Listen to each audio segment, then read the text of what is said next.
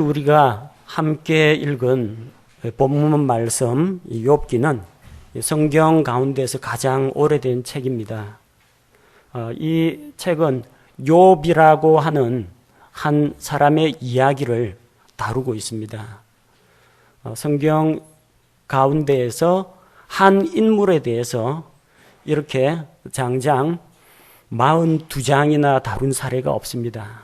아마 우리 주 예수 그리스도에 대한 기록을 제외하면은 가장 많은 분량을 차지하고 있는 것이 이 욥 한 개인에 대한 이 기록입니다. 이 욥이라는 사람은 이스라엘 사람은 아닙니다. 아라비아 사막 땅에 살고 있는 그 우스라고 불리는 그 지역에 사는 사람입니다. 아직까지 이스라엘은 세상에 태어나기도 이전입니다. 우리가 족장시대, 창세기의 족장시대라고 하면은 보통 아브라함부터 꼽습니다. 근데 욥은 아브라함과 같은 시대거나 아브라함보다 조금 더 이전 세대에 속합니다.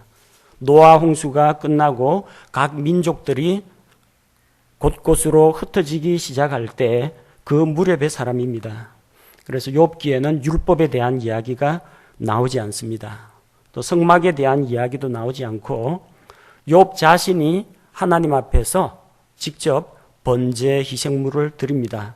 아직 제사장 제도가 생겨나기 이전이고 또 여러 믿음의 족장들에 대한 이야기가 전혀 언급되지 않고 있습니다. 아주 옛날 사람입니다. 이 욥이라는 사람은 하나님 앞에서 크게 신뢰를 받는 사람이에요. 욥기 1장 1절에 보니까 욥은 완전하고 곧바르며 하나님을 두려워하고 악을 멀리하는 자라고 했습니다. 욥은 하나님 보시기에 거룩하고 경건한 삶을 살았습니다. 또한 그는 1장 2절 말씀과 같이 한 아내의 남편이 되어서 아들 7명과 딸 셋을 둔 아주 다복한 가정이었습니다. 그에게는 재산이 많았습니다. 욥기 1장 3절에 보면 그의 재산 목록 얼마나 많은 가축들을 소유하고 있었는지 보여줍니다. 그는 동쪽에 사는 사람들 가운데에서 가장 큰 자, 위대한 자라고 했습니다. 그만큼 사람들로부터 존경을 받고 사회적 영향력도 아주 뛰어난 인물이었습니다. 자, 그런데 하루는 문제가 생겼습니다. 욥은 정상적으로 일상생활을 하고 있는데 욥이 알지 못하는 이 하늘에서 한 가지 사건이 벌어집니다. 이 사탄이 믿는 자들을 대적하는 사탄이 하나님의 성도들의 회중 가운데 들어와서 욥에 대해서 고소합니다. 하나님께서는 욥이 얼마나 곧바르고 정직하고 하나님 앞에서 바르게 살아가고 있는가 그의 믿음을 보라. 욥을 칭찬하지만 사탄은 욥에 대해서 고소합니다. 왜 욥이 하나님을 섬기는지 아십니까? 하나님께서 그에게 복을 주셔서 그렇습니다. 하나님께서 그의 재산을 울타리를 쳐서 보호하시고 소와 양과 나귀와 낙타가 많이 번성하도록 복을 주셨기 때문에 욥이 하나님을 섬기는 것이지 만약에 하나님께서 그의 재산을 빼앗아 가신다면 당장에 하나님을 대적하고 공격할 것이라고 고소를 합니다. 그러나 하나님께서는 욥에 대해서 신뢰를 하고 계십니다. 그래서 욥기 1장 12절 말씀을 보니까 주께서 사탄에게 이르시되 보라 그의 모든 소유가 내 권능 안에 있거니와 다만 그에게는 내 손을 내밀지 말라 하시니 이에 사탄이 주 앞에서 물러가더라. 욥의 모든 소유에 대해서 사탄이 개입을 하고 마음대로 할 수 있도록 하나님께서 허용을 하셨습니다. 자, 하나님의 허락을 받아서 이제 사탄은 욥이 가지고 있는 것들을 하나하나 빼앗아 가기 시작합니다. 그러면 욥이 하나님을 배신하고 하나님을 대적하고 하나님을 원망하고 저주할 것이라고 생각을 했습니다. 욥이 당한 고난은 어떤 고난이었습니까? 우리가 읽은 말씀에 의하면 첫 번째는 재산을 잃어버렸습니다.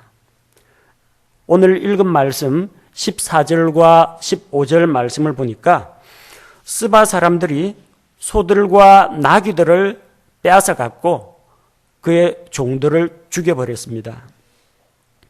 자,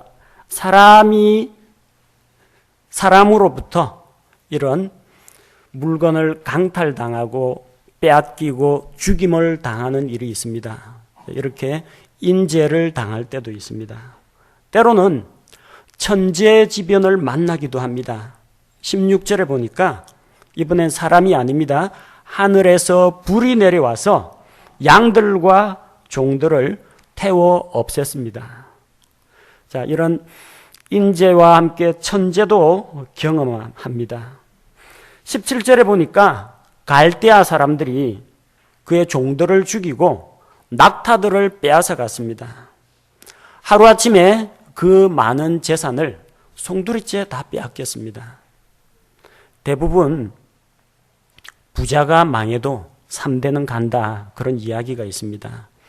망하더라도 기본적으로 가지고 있는 집이나 건물이나 나머지 재산이 있기 때문에, 그 다음 그동안에 갈고 닦아놓은 인맥들이 있기 때문에 하루아침에 쫄딱 망하는 법은 없습니다.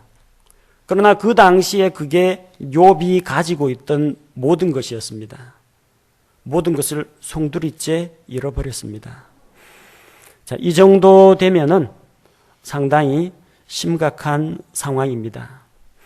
여러분 가운데에서 은행이나 채권자들로부터 빚 독촉을 당해 보신 분이나 아니면은 이 집행관이 와서 집에다가 물건 딱지를 붙이거나 그런 일들 당해 보신 적이 있습니까?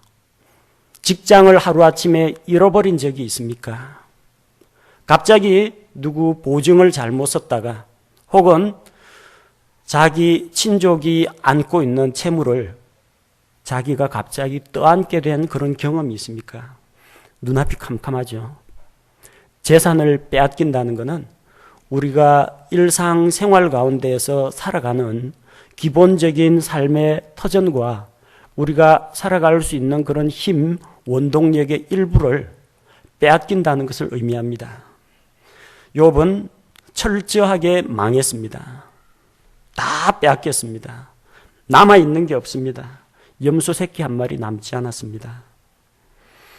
두 번째, 욥은 무엇을 잃어버렸습니까? 건강을 잃어버렸습니다.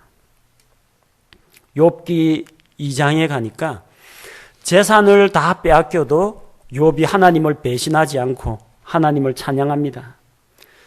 그래서 하나님께서 자신 있게 다시 말씀하십니다.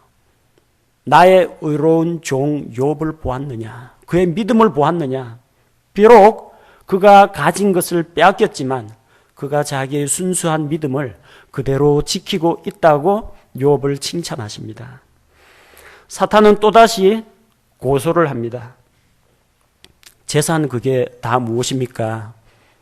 정말 사람이 무엇과 자기 몸을 바꿀 수 있겠습니까? 재산이 아니라 그의 몸을 한번 쳐보십시오. 그러면은 반드시 하나님을 대적할 것입니다. 또 그렇게 고소를 합니다. 이번에도 하나님께서는 욥을 전적으로 신뢰하고 그에게 마음대로 해보라. 단 생명은 해하지 말라고 제한을 두십니다. 사탄은 하나님 앞에서 물러나와서 욥을 쳐서 발바닥에서부터 정수리에 이르기까지 아주 독한 종기가 생기게 합니다. 온몸이 종기투성입니다. 얼마나 몸이 가려웠던지 욥이 그 질그릇 조각 있죠? 깨진 도자기 조각을 가지고 자기 몸을 긁고 있습니다. 상체에서는 줄줄 피와 고름이 흘러내립니다. 하지만 그런 가운데에서도 욥은 어리석게 하나님을 원망하거나 하지 않습니다. 여러분 가운데 갑작스럽게 건강을 잃어버린 분들, 눈앞이 캄캄하죠. 재산이야 다시 모으면 되는데 어느 날 갑자기 중대한 질병이 찾아왔을 때, 갑자기 암 선고를 받았을 때 거의 절망적입니다. 건강을 잃어버리면 이 재산을 모을 수가 없습니다. 가지고 있는 재산을 하나하나 팔아 처분하고 다 쓰게 됩니다. 그리고 건강을 잃어버리면 무엇보다도 정신적으로도 괴롭습니다.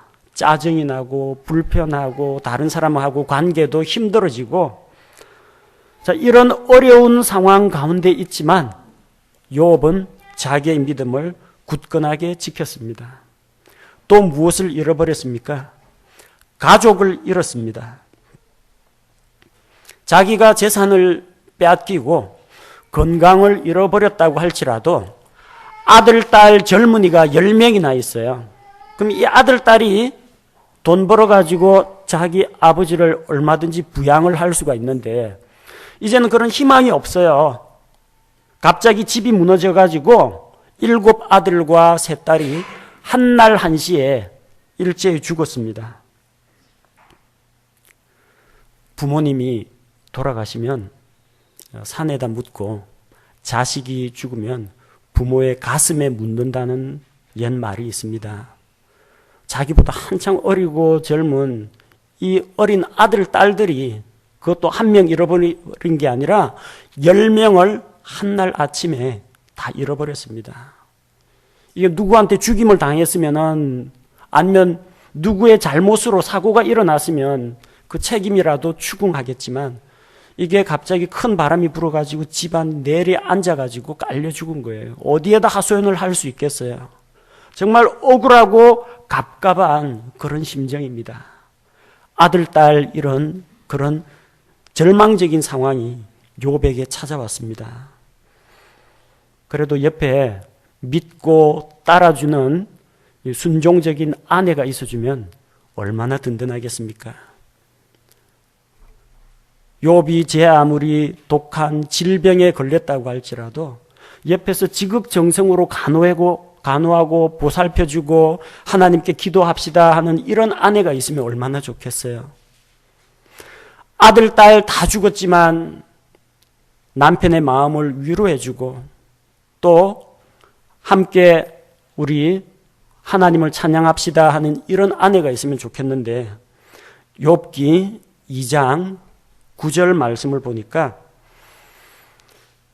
이에 그의 아내가 그에게 이르되 당신이 아직도 당신의 순전함을 지키느냐, 하나님을 저주하고 죽으라 하되. 참 아내도 도움이 안 됩니다. 이 상황에서 부부가 마음을 합해가지고 하나님께 매달리고 기도해도 지금 모자랄 판인데 아내가 남편의 믿음을 저버립니다. 배신을 합니다. 욥은 어리석게 하나님을 원망하지 않고 하나님을 찬양하는데 옆에 살아남아 있는 아내가 도와주질 않습니다. 완전히 세상에서 고립되었습니다. 자기 재산 다 잃어버리고 자기가 부리던 종들이 다 죽었습니다. 자기 아들, 딸이 다 죽었습니다. 자기 아내는 죽지는 않았는데 살아서 옆에서 슬슬 사람 성질을 긁기 시작합니다. 조롱하기 시작합니다. 남편의 믿음을 비웃고 있습니다. 참 막막한 상황이죠. 뭐 그래도 마음에 맞는 친구가 찾아와가지고 달래주고 용기를 북돋아주면 얼마나 좋겠습니까? 욥이 이런 재난을 당했다는 걸 알고 새 친구가 찾아왔습니다. 대만 사람 엘리바스와 수아 사람 빌닷과 나아마 사람 소발, 이 세 친구가 그를 위문하러 왔습니다. 올 때는 분명히 위문하러 왔어요. 위로하고 달래주고 용기를 북돋아주려고 왔는데 와서 그 친구들이 어떤 말을 했는지 아십니까? 사람이 아무려면 아무 잘못한 것도 없는데 하늘에서 날벼락 맞겠느냐. 하나님은 죄인들을 심판하신다. 너한테 그런 불행한 일이 닥친 것은 너가 죄를 지어서 그렇다. 회개하라. 너가 회개하면 하나님께서 받아주실 것이다. 이런 기가 막힌 이야기를 듣습니다. 죄인들이 죄에서 돌이키면 하나님이 그를 회복시키시고 받아주신다. 옳습니다. 그건 진리입니다. 하지만 그 진리를 지금 친구들은 욥을 정죄하는 데 사용하고 있다는 겁니다. 욥의 고난은 죄 때문에 온 것이 아닙니다. 하지만 그의 친구들은 욥을 정죄하기 시작합니다. 그래서 이어지는 내용이 장장 30몇 장 정도가 30여 장 정도가 욥과 친구들 사이의 공방전입니다. 나는 순전하다. 하나님 앞에 결백하다. 하나님 어디 계십니까? 계시면 내 억울한 하소연 좀 들어보시고 왜 나를 이렇게 괴롭게 하시는지 이유 좀 설명해 주십시오. 그렇게 묻는데 그 옆에 있는 친구들은 내가 하나님보다 의롭다는 말이냐? 빨리 회개해라. 죄를 회개하고 하나님 앞에 돌아오면은 받아주실 것이다. 이런 이야기나 하고 있는 거예요. 그래서 욥이 친구들에게 이야기합니다. 참 한심하다. 욥기 13장 4절에 보면 너희는 다 쓸모없는 의사들이라고 합니다. 욥기 16장 2절에서 너희 지금 위문하러 온 거 맞냐? 너희는 형편없는 위로자들이라고 이야기합니다. 친구도 도움이 안 돼요. 욥이 당한 고난이 어느 정도 심각한지 아시겠죠? 재산 다 잃어버렸습니다. 건강을 잃어버렸습니다. 아들, 딸 잃어버렸습니다. 아내가 자기의 믿음을 조롱하고 배신했습니다. 친구들이 그를 죄인이라고 정죄를 합니다. 이 얼마나 황당한 이야기입니까? 욥에게 있는 고난이 여러분에게도 있습니까? 아마 이만큼 심각한 고난은 우리 가운데서 그다지 찾기 어려울 겁니다. 욥의 고난을 통해서 우리는 고난이 어떠한 모습으로 우리에게 다가오는지 몇 가지 배울 점을 찾을 수가 있습니다. 첫 번째로 고난은 예고 없이 찾아옵니다. 이게 고난이 예고가 되었더라면요, 욥은 종들을 전부 다 무기로 무장시켜가지고 갈대아 사람들 쳐들어올 때 자기 가축들을 지킬 수가 있었을 겁니다. 하늘에서 언제부터 불덩이가 떨어진다, 그거 미리 알 수만 있다면 전부 다 가축과 종들을 대피시켰을 겁니다. 오늘은 태풍이 일고 그러니까 태풍에 집이 무너지지 않도록 조심하십시오. 일기예보가 나왔더라면 아들, 딸들 함부로 거기 한자리에 모여가지고 그 허술한 집에서 잔치하고 그런 거 하지 말라고, 그 집에 들어가지 말라고 미리 경고를 했을 겁니다. 우리가 만약에 고난이 언제 닥치는지, 어려움이 언제 닥치는지 미리 예측을 할 수 있다면 미리 대비할 수가 있습니다. 도망갈 수가 있습니다. 고난을 피할 수가 있습니다. 하다 안 되면 보험이라도 들어둘 수가 있습니다.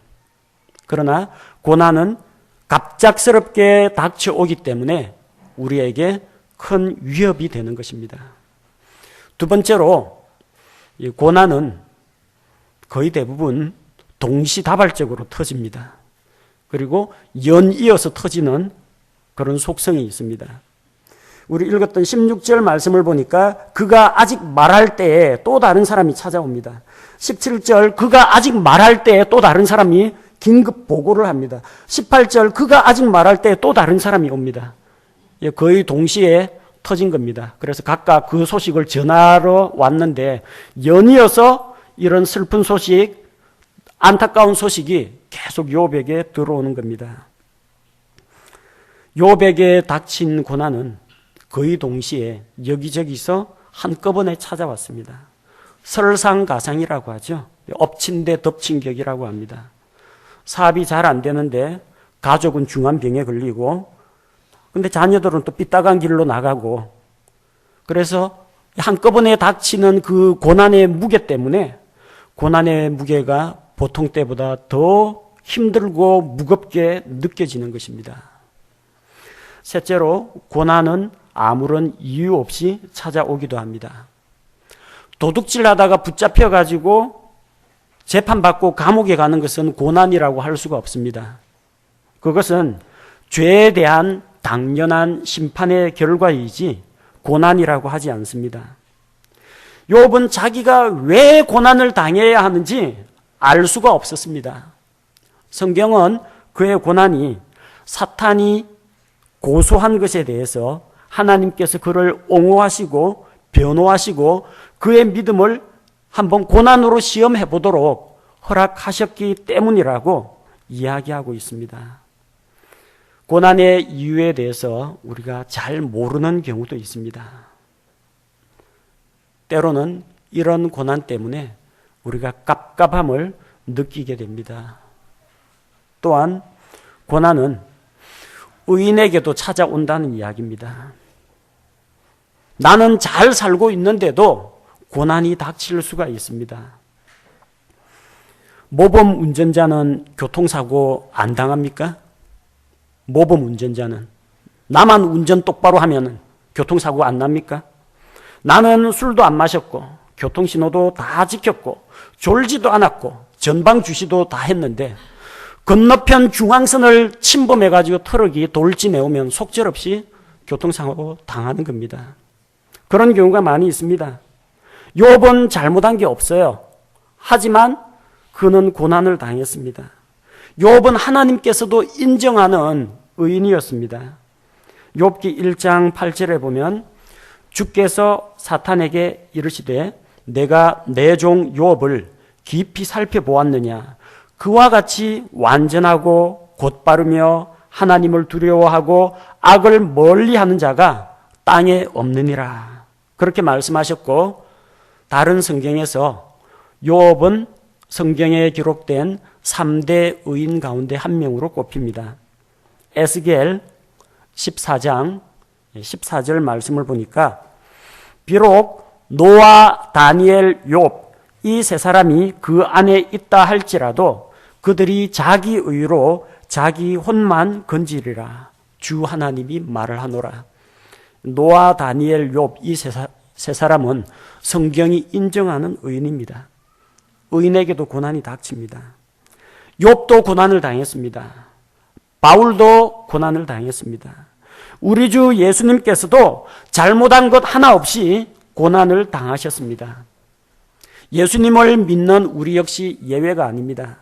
그리스도인이라고 고난이 비켜가는 게 아닙니다. 햇빛과 단비는 악인과 의인에게 같이 임합니다.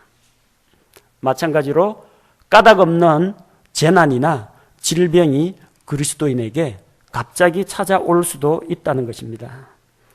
그런데도 우리가 그런 고난 가운데에서 한 가지 희망을 찾을 수 있는 것은 고난은 찾아올 때 우리가 감당할 수 있을 만큼만 찾아옵니다. 고난의 목표는 연단과 성장이 목표이지 사람을 파멸시키는 것이 고난의 목적이 아닙니다. 납이라는 그 금속을 재련을 할 때 불순물을 빼려면 용광로 불에다가 달궈야 됩니다. 근데 온도를 너무 높여버리면요, 납이 전부 다 타버립니다. 아무 쓸모가 없게 됩니다. 어린 운동선수에게 운동을 시키는데, 초등학교 역도부에 들어갔는데, 기초체력 보강을 먼저 해야 되는데, 어린아이한테 120kg 들어라. 이거 시키면요, 애가 감당을 못 합니다. 운동도 전혀 안 되고요. 잘못하면 몸 망가지기 딱 좋습니다. 이 땀 빼려면 한 40도, 50도 되는 찜질방에 들어가야지 120도짜리 이런 불가마에 들어가면요. 이 땀 빼는 게 아니라 사람이 더 피곤하고 녹초가 되어가지고 나올 수밖에 없습니다. 하나님의 훈련 코스는 사람을 세우고 성장시키는 것이 목표이지 그 사람을 넘어뜨리고 쓰러뜨려가지고 다시 못 일어나게 하는 것이 목표가 아니라는 겁니다. 하나님은 필요한 만큼만 주십니다. 고린도전서 10장 13절 말씀을 보니까 사람에게 공통적으로 있는 시험 외에는 너희가 어떤 시험도 당하지 아니하였나니 하나님은 신실하사 너희가 감당할 수 있는 것 이상으로 시험 당하는 것을 너희에게 허락하지 아니하시고 또한 그 시험과 함께 피할 길을 내사 너희가 능히 그것을 감당하게 하시느니라. 너희가 감당할 수 있는 것 이상으로는 주지 않으신다고 했습니다. 욥이 당한 고난, 이 엄청난, 우리 같으면 감히 상상도 할 수 없는, 견딜 수 없는 이 고난을 왜 욥에게 주셨느냐? 나는 내 종 욥을 믿는다. 하나님께서 욥을 믿고 신뢰하기 때문에 주신 겁니다. 여러분 가운데에서 좀 아직까지 믿음이 연약하고 어린 사람한테는 하나님께서 이런 욥과 같은 고난을 주시지 않습니다. 그 사람한테 주면요, 그야말로 마음에 상처받아가지고 하나님에 대한 원망이나 불평이 더 생기기 쉽습니다. 여러분에게 어떤 고난이 있습니까? 하나님께서 그 고난을 직접 내린 게 아니라 허용을 하셨다면 그 고난은 여러분이 감당할 수 있는 것이라는 겁니다. 그게 우리한테 소망이 됩니다. 또 우리가 고난 가운데에서도 든든히 설 수 있는 이유는 이 모든 고난은 전능하신 하나님의 주권과 하나님의 허락 하에서만 일어난다는 겁니다. 하나님께서는 사탄이 욥을 시험하도록 허락하셨습니다. 하지만 사탄이 욥을 마음대로 주무르도록 내버려 두지는 않으셨습니다. 욥기 1장 12절에서 주께서 말씀하십니다. 주께서 사탄에게 이르시되 보라 그의 모든 소유가 내 권능 안에 있거니와 다만 그에게는 내 손을 내밀지 말라 하시니 이에 사탄이 주 앞에서 물러가더라. 그에게는 내 손을 내밀지 말라. 재산은 빼앗아가도 되는데 그의 몸, 머리카락 하나라도 건드리면 안 된다. 하나님이 선을 그어 놓으셨습니다. 하나님의 허락 없이는 아무도 우리를 해할 수가 없다는 겁니다. 욥기 2장 6절 마찬가지입니다. 주께서 사탄에게 이르시되 보라 그가 내 손에 있으나 그의 생명은 살려둘지니라 하시니라. 내가 그에게 질병을 내리고 부상을 당하게 하고 건강을 빼앗아가고 그것까지는 허락을 한다. 그러나 죽여서는 안 된다. 하나님께서 선을 그어 놓으셨습니다. 아무리 극심한 고난이나 재난을 당하더라도 욥의 생명을 보장해 주겠다고 약속하셨습니다. 우리가 당하는 모든 고난은 하나님의 주권 하에서 일어나는 것이기 때문에 우리는 하나님을 신뢰하고 안심할 수가 있습니다. 어릴 때 대부분의 아버지들은 아들을 낳으면요 꼭 해보는 장난이 한 가지가 있습니다. 높은 계단이나 이런 담장 같은 데 애 올려놓고요. 뛰어내려라 아빠 받아줄게 그럽니다. 그런 거 안 해도 되는데 꼭 해보고 싶어져요.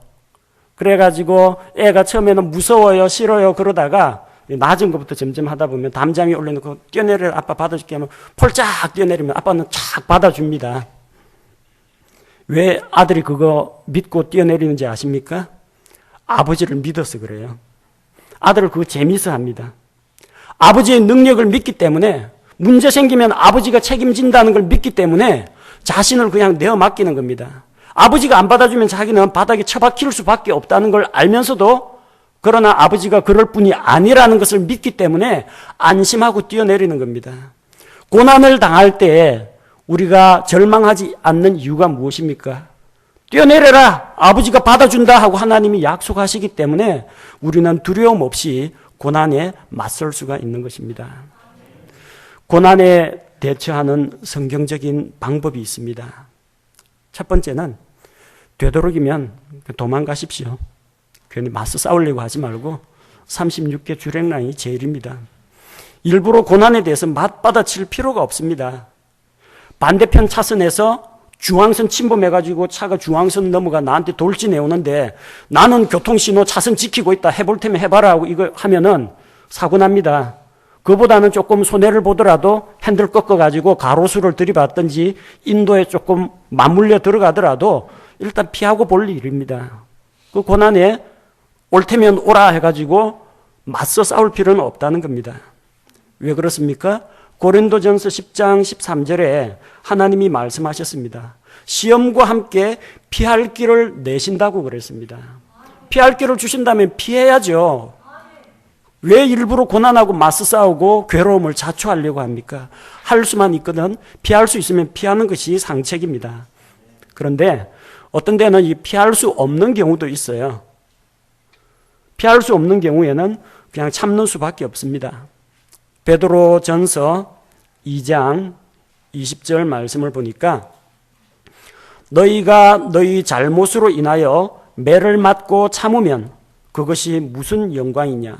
그러나 너희가 잘 행하고도 그것으로 인해 고난을 당하고 끈기 있게 그것을 견디면 이것은 하나님께서 받으실 만한 것이니라. 피할 수 없는 고난에 대해서는 끈기 있게 참고 견디는 것이 필요합니다. 욥은 피할 수가 없었습니다. 재산을 다른 데로 빼돌릴 수도 없었고요. 자기 아들과 딸을 안전한 대피소에 숨길 수도 없었습니다. 그는 자신의 몸을 독한 종기로부터 지킬 만한 능력도 없었습니다. 그냥 자기에게 떨어지는 고난을 몸으로 받아내고 묵묵히 참을 수밖에 없었습니다. 또한 하나님께서 그렇게 참고 견디는 자에게 나중에 위로와 평안으로 갚아주시고 또 축복으로 갚아주시는 것을 볼 수가 있습니다. 또한 무조건 극기 훈련하듯이 이를 갈면서 분을 사기면서 꼭 참으라는 이야기가 아니라 하나님의 긍휼을 바라보아야 합니다. 야고보서 5장 11절 말씀을 보니까 보라, 참는 자들을 우리가 행복한 자로 여기나니 너희가 욥의 인내를 들었고 주께서 주신 결말을 보았거니와 주께서는 지극히 동정심이 많으시며 친절한 긍휼을 베푸는 분이시니라. 대부분 야고보서 5장 11절 가지고 설명할 때 그 앞에까지만 이야기합니다. 욥의 인내를 들었느냐, 주께서 주신 결말을 보았느냐. 고난 중에 참고 견디면 하나님이 욥처럼 갑절의 축복을 주신다. 대부분 이런 식으로 가르쳐요. 그러다 보니까 이 설교 말씀 듣는 사람들 가운데 반발하는 사람이 있습니다. 하나님, 저는 갑절의 축복 필요 없으니까요. 그냥 이대로 현상 유지만 좀 시켜주시고 고난 같은 건 좀 안 주셨으면 좋겠습니다. 이런 모진 고난 당하고 나서 갑절의 축복이 다 무슨 소용입니까? 아들, 딸 다 죽었는데 나중에 갑절로 보상이 되겠습니까? 하나님은 실컷 고난을 맛보게 하고 그래 고생 많았지, 자 상으로 축복이다, 이렇게 주시는 분이 아니라는 겁니다. 그 뒷부분이 중요해요. 갑절로 축복 주시는 결말이 중요한 게 아니라 주께서는 지극히 동정심이 많으시며 친절한 긍휼을 베푸는 분이시니라. 이 부분이 핵심입니다. 욥이 그 고난 가운데 승리하고 참고 견딜 수 있던 원동력은 하나님의 동정심과 하나님의 긍휼 덕분이었다는 겁니다. 우리는 고난 가운데에서 참고 견디는 가운데에서도 하나님의 그 긍휼을, 하나님께서 주시는 그 평안과 위로를 하나님께 간구해야 합니다. 또한 하나님의 지혜와 능력과 위대하심에 대해서 생각해 봐야 합니다. 욥은 하나님 앞에 항변하듯이 질문을 던집니다. 하나님, 제가 왜 고난을 당해야 합니까? 왜 세상에는 의인보다도 잘 되는 악인들이 더 많습니까? 도저히 이거 하나님이 공의로우신 분이라면 이거 좀 이해가 안 됩니다. 뭐가 문제가 있지 않습니까? 계속해서 이야기하지만 하나님은 욥의 질문에 대해서 한 가지도 답변을 안 해주십니다. 그래, 사실은 말이다, 너가 고난을 당한 게 사탄이 찾아와가지고 자꾸 찝쩍거리면서 너를 고소하길래 너희 믿음을 성장시키기 위해서 어쩌고 저쩌고, 하나님이 욥에게 해명을 하지 않으셨어요. 대신에 뭘 말씀하셨어요? 욥기 38장 39장 말씀을 읽어보면요, 하나님께서 욥에게 대답할 수 없는 질문을 하십니다. 내가 땅에 기초를 놓을 때 너 어디에 있었느냐? 모퉁이 돌은 어디에 놓았는지 아느냐? 내가 사망의 문들을 본 적이 있느냐? 빛이 어느 길로 갈라져서 오는지 아느냐? 동풍의 길을 아느냐? 얼음은 누구의 태에서 나왔느냐? 하늘의 찬소리는 누가 생기게 하였느냐? 천체에 대해서 물어봅니다. 너 오리온 별자리 띠들을 풀 수가 있느냐? 내가 구름을 셀 수가 있겠느냐? 그리고 들림소가 새끼 낳는 때를 너가 아느냐? 왜 하나님께서 이 들나귀에게 넓은 벌판을 주셨는지 아느냐? 타조가 알을 모래 속에 낳고 낳은 다음에는 자기 알, 자기 새끼가 아닌 것처럼 매정하게 가는데 이 타조의 이 어리석음은 하지만 그 빠른 달리기 하는 튼튼한 다리는 도대체 누가 준 것이냐? 내가 말에게 힘을 주었느냐? 그리고 독수리가 하늘 높이 날아오르고 바위 높은 곳에 집을 짓는 것이 누구의 지혜로 말미암은 것이냐? 천체에 대해서, 동물에 대해서, 식물에 대해서, 하나님의 창조의 능력과 영광에 대해서 이야기하는데 욥이 하나도 답을 못합니다. 이제 알았느냐? 나는 전능자 하나님이다. 나는 스스로 내 뜻에 따라서 모든 것을 창조하였고 모든 것을 다스리고 마침내 모든 것을 심판하는 나는 전능하신 주 하나님이다. 그 이야기를 하니까 욥의 질문이 답변할 필요가 없이 해결이 되었습니다. 그 전능하신 하나님이라면 내 이 고난의 문제는 아무것도 아니구나. 여러분, 고난의 무게가 무겁게 느껴지십니까? 욥기 38장, 39장, 40장 이어지는 내용 한번 읽어보십시오. 우리 하나님이 어떠한 분인지 내 고난을 보지 말고 햇빛을 등지고 길게 드리워진 나의 검은색 그림자를 보지 말고 고개를 돌려서 영광의 주 하나님을 보십시오. 여러분의 문제가 다 해결이 됩니다. 하나님의 크고 위대하심 앞에서 내가 가지고 있는 걱정, 근심거리, 내가 내 딴에는 큰 거라고 생각한 기도 제목, 이게 정말 아무것도 아니구나 하는 고백이 나오게 될 겁니다. 고난당할 때 내 고난을 보지 마시고 내 고난보다 더 크고 놀랍고 위대하신 하나님에게 우리의 시선과 관심을 맞추시기 바랍니다.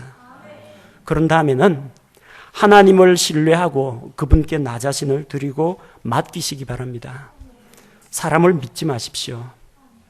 욥의 아내는 항상 자기 곁에서 거의 반평생을 같이 해온 아내도 그에게 전혀 위로가 되지 못했습니다.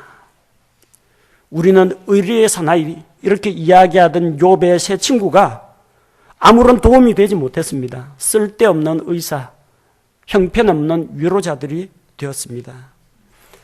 여러분, 고난의 문제 사람이 해결해 줄 수가 없습니다.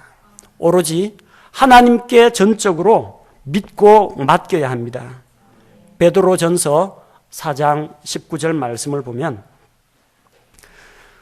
그러므로 하나님의 뜻대로 고난을 받는 자들은 잘 행하는 가운데 자기 혼을 그분 곧 신실하신 창조자께 맡겨 지키시게 할지어다.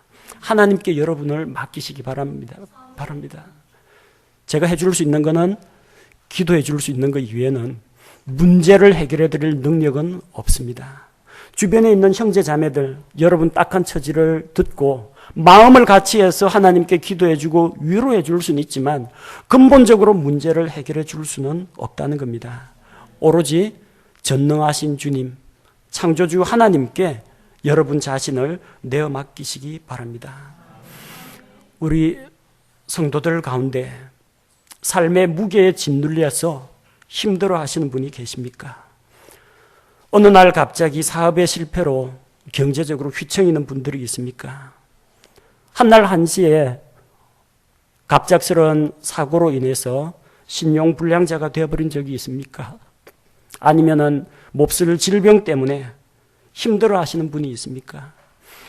믿지 않는 가족 때문에 욥의 아내처럼 슬슬 성질만 긁어놓고 구박하는 그런 믿지 않는 가족들 때문에 어려움 당하십니까? 말 안 듣는 자녀들이 속을 썩입니까? 여러분 건강이 나빠져가지고 하나님께 가까이 나아가는데 어려움이 있습니까? 어떤 것이든 좋습니다. 우리 주 하나님 앞에서 해결 못할 일은 없습니다. 하나님께서는 누구보다도 여러분의 고난을 알고 계십니다. 이 지구상에 욥뿐만 아니라 수많은 사람들이 살았고 살다가 죽었고 새롭게 태어나고 앞으로 살게 될 겁니다. 그러나 하나님께서 저 높은 하늘에서 욥 한 사람을 내려다보고 계셨다는 걸 기억하시기 바랍니다. 그 사람 이름이 욥이라는 것도 하나님께서 알고 계셨다는 겁니다. 욥의 친구들이나 아내들은 몰라주지만 하나님은 내 종 욥을 보느냐? 하나님은 욥의 속 사람을, 속 마음을 알고 계셨다는 겁니다. 하나님이 여러분을 알아주십니다. 친구나 가족이 몰라줘도 하나님께서 알아주십니다.